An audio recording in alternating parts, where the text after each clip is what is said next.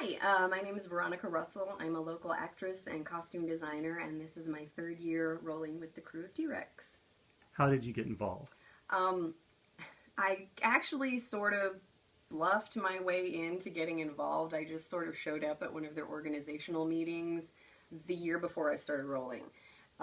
It sort of was published in the paper and sounded like it was an open call for artists, and then I got there and everybody was sort of surprised and wondering what I was doing there, and I said, I want to be in T-Rex, and they're like, oh yeah, you don't, yeah, it doesn't happen that way. You have to get approved and, you know, get invited. I thought, oh, well, so I hung around and had some cocktails and apparently ingratiated myself to the right people, and the year after that they asked me to do the title float, so that was fun. And that was the year that the Rex organization, sued T-Rex, which was an amazing legal kerfuffle that we were all surprised about. So the theme that year was Napoleon Avenue Complex. So that was fun. It's a very artistic group. Lots of different disciplines. We've got photographers, and we've got sculptors and painters and performing artists, and we've even got some members who actually work for Blaine Kern and some of the other float dens, creating the full-size Mardi Gras floats that you see in the big parades, and then they come and make their own little tiny masterpieces for the T-Rex parade. It's a really good group. I like it. It's a lot of fun.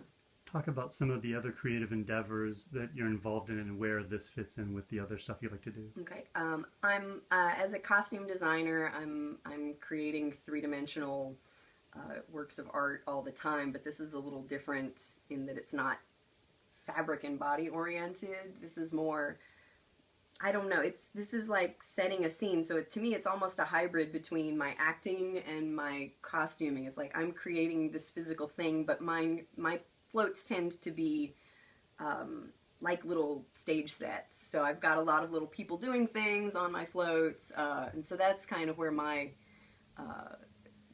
angle goes, that and it tends to be political humor when I do it. But other folks, they do completely different things. Some folks' floats are very architectural and sculptural and, you know, just beautiful constructions, and so it's really interesting to see how everybody interprets the theme of the year, because there's one overarching theme for the parade, but we're allowed to do whatever we want to for our float as long as it's based on a shoe or boot box. That's the rule. It's the shoebox parade, but we get a little latitude. My boxes are usually big boot boxes, so I'm kind of pushing the upper end of the T-Rex spectrum as far as size goes. Talk about your float this year and how it speaks to this year's theme. This year's theme is We the People, WEE as in small. The parade theme is always some sort of play on the concept of small size. So that's the theme, is We the People. And I decided, well, my partner and I, Michael and I, decided to go with We the Peephole, and to do a statement on our contemporary surveillance state and the fact that we're getting videotaped and spied upon, and information gathering is happening all the time around us, and we don't even acknowledge it anymore as being out of the ordinary. So it's sort of a socio-political statement on the loss of privacy in modern life. It's kind of interesting. I've ridden in big parades before, and some people love to ride in parades and throw it, and they get this amazing feeling of like power or exhilaration from all of the attention. I kind of have become painfully aware that I'm more of an introvert than I thought I was, because there are so many people at the T-Rex parades, or at least during stretches of it, it's almost overwhelming. We've gotten very popular, and so to have these tiny little floats and literally hundreds of people like crowding in on you to see the floats, it's amazing and overwhelming. And we've gotten to the point where we actually have to have parade handlers who will keep people back, you know, kind of like the marching band guards that are like, back up, you don't want to get a trombone in the nose, right?